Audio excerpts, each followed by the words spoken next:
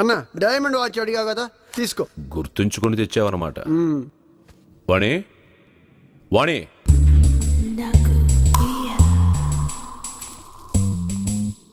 Diamond watch అడిగావుగా, తీసుకో.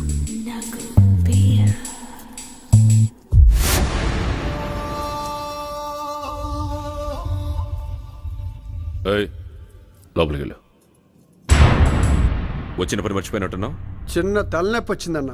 ఏమైంది? నా పార్ట్నరు బాగా ఇబ్బంది పెడుతున్నాడు బాయ్. నీ పార్ట్నరా?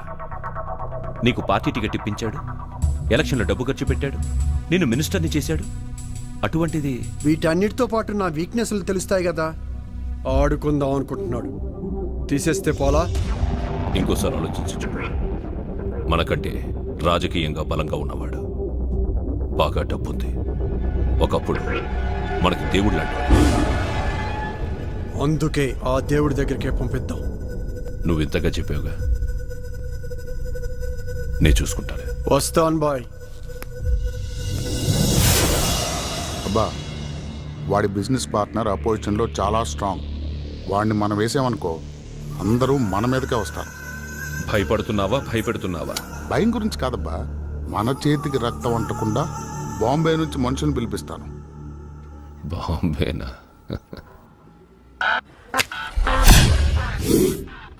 పొద్దున్నే 6 పార్క్ జాయింగ్కి వెళ్తాడు. అక్కడ మామూలు జనం చాలా మంది ఉంటారు. అక్కడ వాడిని వేయడం కరెక్ట్ కాదు. తర్వాత గంట సేపు టెన్నిస్ ప్రాక్టీస్ చేస్తాడు. అక్కడ వీటితో పాటు చాలా మంది ఐఏఎస్లు ఐపీఎస్లు కూడా ఉంటారు. సెక్యూరిటీ చాలా టైట్గా ఉంటుంది. అక్కడ కూడా కుదరదు.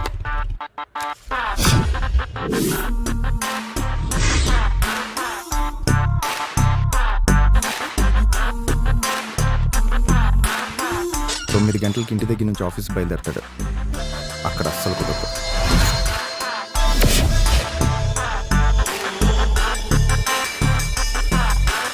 కరెక్ట్గా అరగంట తర్వాత వాడు బిజినెస్ కాంప్లెక్స్ చేరుకుంటాడు. సెక్యూరిటీ బయటే ఉంటుంది. ఒక్కడే లోపలికి వెళ్తాడు.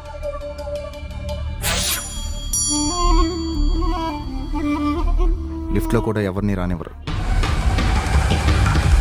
బిల్డింగ్ లోపలంతా వాడి మనుషులే ఉంటారు. అక్కడ కూడా వాడిని ఏమీ చేయలేం. వాడికి అదే correct place.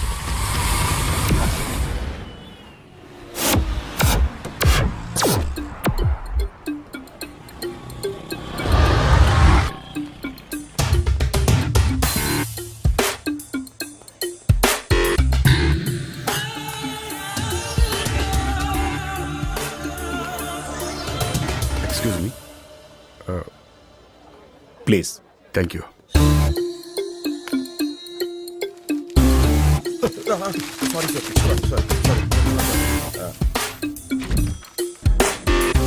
యాక్సిడెంటా? Excuse me, lift under repair.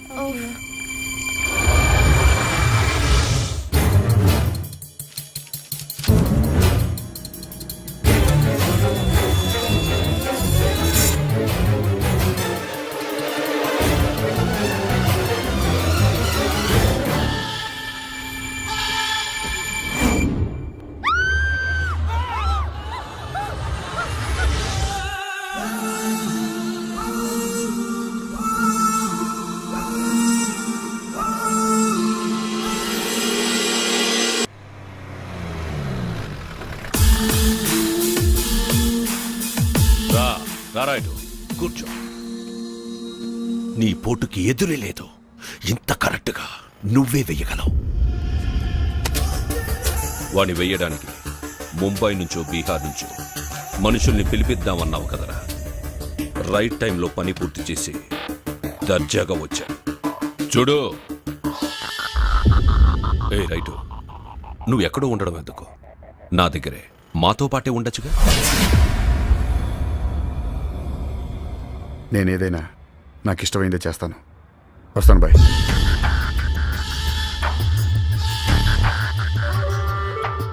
వాడు సింహం లాంటోడ్రా. బోన్లో పెట్టాలనుకోవడం తప్పురా. నీలాంటి వెధవలు 100 మంది చేయలేనిది వాడు ఒంటరిగా చేస్తాడ్రా. అదిరా రైట్ అంటే. చేతగాని చవటం. ఆగముసులడా.